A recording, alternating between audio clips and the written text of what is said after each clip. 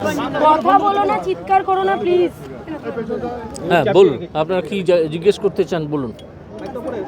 Sir একটাই বিষয়, মানে সবচেয়ে গুরুত্বপূর্ণ আজকে অভিষেক বন্দ্যোপাধ্যায় আজকে সুপ্রিম ও বিষয়ে আমি আজকে কিচ্ছু বলবো না। ও বিষয়ে যদি আমার কিছু বলার থাকে আমি কালকে বলবো। কালকে বলবেন। যদি কিছু বলার থাকে তাহলে কালকে বলবো। স্যার আপনি এখানে এসে বললেন সকলের চৈতন্য হোক, স্বামীজির এই না, সকলের চৈতন্য হোক বলেছেন আমার গুরু শ্রী বিজন মিত্র। আমি এই কথাটা বলিনি। আমি বলেছি যে এত ভালো ভালো মানুষ, এত মহাপুরুষ এত ভালো ভালো কথা বলে যাবার পরেও আমরা সেগুলো মেনে চলি না কেন, কোথায় অসুবিধাটা হচ্ছে, এটা ভেবে আজ দেখতে সমাজ বলেছি। কোন জায়গায় চলে গেছে স্যার, যেখানে বিচারপতিদের নামে মামলা হচ্ছে? হ্যাঁ, সমাজ কোন জায়গায় গেছে, বিচার ব্যবস্থাকে কোন জায়গায় নিয়ে যাওয়া হয়েছে? না, বিচারপতিদের নামে মামলা হচ্ছে। বিচারপতিদের নামে মামলা হতে পারে না এমন নয়। যদি সেই বিচারপতি সেরকম সত্যিই কোনো অপরাধ করে থাকেন তাহলে তার বিরুদ্ধে সেই মামলা হতে পারে, কিন্তু বিচারপতি একটা ইমিউনিটি একটা তার থাকে কনস্টিটিউশনাল, সেই ধরনের মামলা হতে পারে না, কিন্তু অন্য ধরনের মামলা হতে পারে। আজকে অবসরত বিচারপতি আমাদের অশোক গঙ্গোপাধ্যায় একটা কথা বলেছেন যে বারবার করে সিঙ্গেল বেঞ্চকে রায় করে খারিজ করে ডিভিশন বেঞ্চে, কিন্তু ডিভিশন বেঞ্চে দেখা উচিত যে কোন পরিপ্রেক্ষিতে সিঙ্গেল বেঞ্চ এটা রায় দিচ্ছে, সেই বিষয়টাকে খতিয়ে দেখা উচিত। বারবার করে তো চাকরি প্রার্থীরা এক্ষেত্রে বঞ্চিত হচ্ছে, সমস্যা হচ্ছে। হচ্ছে তো, উনি যা বলেছেন ঠিকই বলেছেন, ঠিকই বলেছেন। জাস্টিস গাঙ্গুলি কিন্তু স্যার একটা অভিযোগ আসছে যে বিচারপতিরা রাজনৈতিক উদ্দেশ্য প্রণোদিত হয়ে মন্তব্য করছে, এই অভিযোগে সুপ্রিম কোর্ট অভিযোগ করছে, এটা কি ঠিক? সে বিষয়ে আজকে আমি কিছু বলবো না। সুপ্রিম কোর্টে কী মামলা হয়েছে, ফাইল হয়েছে, এটা আগে জানি, তারপরে যদি কিছু বলার থাকে তখন বলবো। আরেকটু যদি আপনি বলেন, আবেদন জানানো হয়েছে যে প্রাথমিকের যে মামলাগুলি রয়েছে সেগুলোর জন্য একটি বিশেষ বেঞ্চ গঠন করে সেই মামলাগুলি স্থানান্তরিত করা, সেই আবেদনও জানানো হয়েছে আজকের এই সুপ্রিম কোর্টে। হোক, দেখা যাক না কি দাঁড়ায়। সুপ্রিম কোর্ট যদি গ্রহণ করে, করতে পারে। জাস্টিস গাঙ্গুলি সারেন্ডার করতে বলিনি, আমি বলেছিলাম যদি যে তিনি যদি মনে করেন 12টার মধ্যে চলে আসুন, তো তিনি তো আসেননি, তিনি আসেননি। জাস্টিস গাঙ্গুলি আপনি একটা উদাহরণ দিচ্ছিলেন, বলছিলেন যে নিন্দা করবে, মানুষ সমালোচনা করবে। কে? আপনি একটা বিষয় বলতে বলছি যে গুরু ভাইকে, স্বামী গুরু ভাইকে বলেছিলেন যে হ্যাঁ বলেছেন, হ্যাঁ।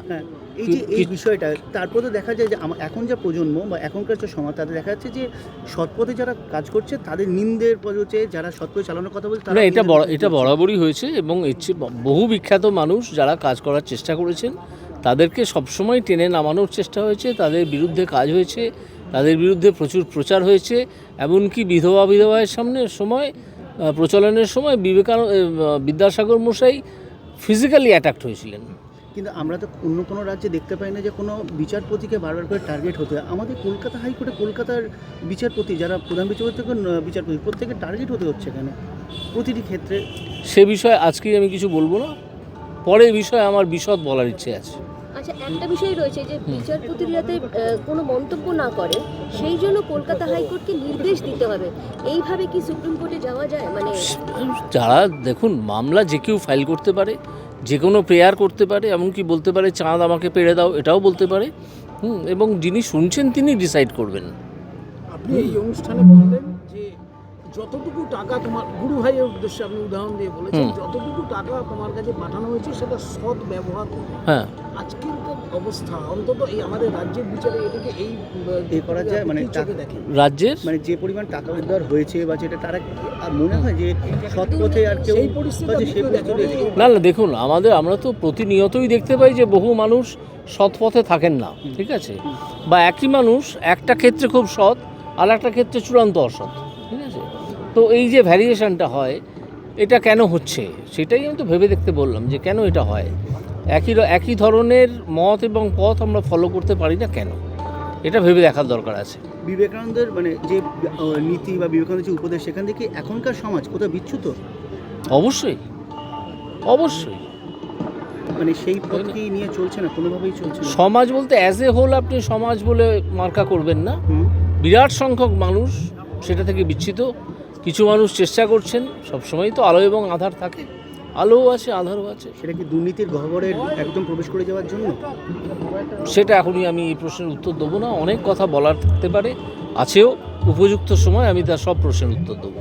আপনি যত দুর্নীতি নিয়ে যত সোচ্চার হচ্ছেন, ততই আপনার উপর বারবার আঘাত আসছে। আপনাকে কন্ট্রোল করার জন্য বিভিন্ন এই বিষয়ে একটু বলুন, কেন বারবার আপনার control কেন? বিভিন্ন উপায় আপনাকে বারবার আক্রমণ করা কারণ আমার যতদূর মনে হয় যে আমার কাজকর্মে এবং কথাবার্তায় একটা শ্রেণী খুব বিপদে পড়ছে, সেই জন্যে বলছে যে এই কথার দ্বারা ইডি বা সিবিআই প্রভাবিত হতে পারে, এরকম এটাও বলা হয়েছে। মানে এইভাবে চলে যাচ্ছে সব সুপ্রিম কোর্টে, সম্ভব কি? মানে আপনি আমি জানি সে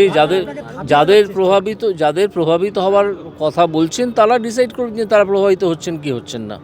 ঠিক আছে, একটা কথাতেই যে একটা অথরিটির সঙ্গে সঙ্গে প্রভাবিত হয়ে যাবে এসব আষাঢ়ে গল্প, তো ওইগুলো তো ওইভাবে হয় না।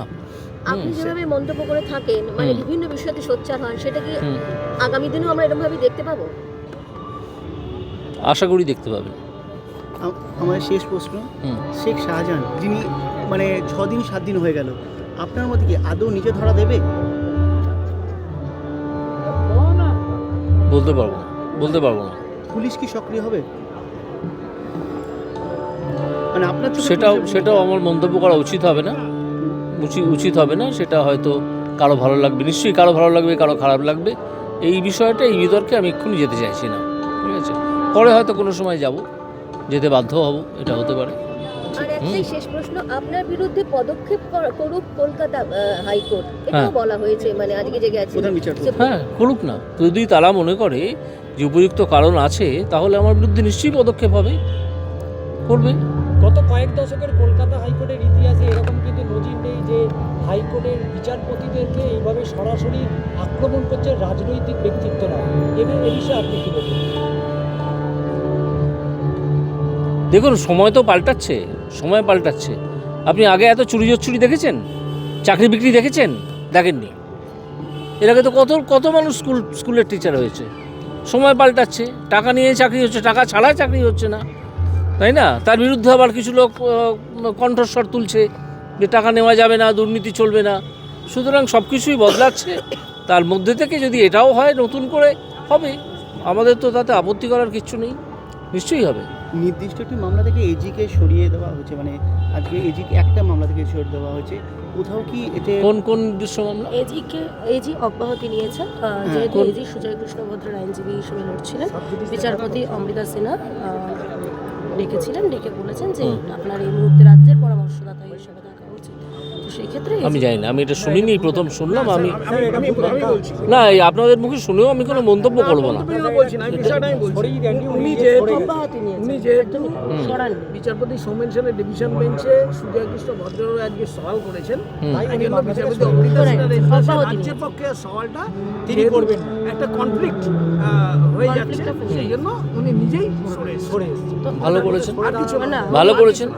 অত্যন্ত নৈতিক অবস্থান নিয়েছেন, আমি বলবো অত্যন্ত নৈতিক অবস্থান নিয়েছেন। এবং অ্যাডভোকেট জেনারেলকে তো আমরা বহুদিন ধরে চিনি, আমি যেহেতু হাইকোর্টে অনেকদিন প্র্যাকটিস করেছি।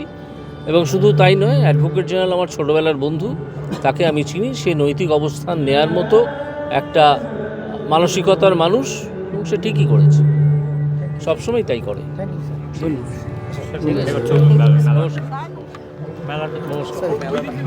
অব্যাহতি নিয়েছে।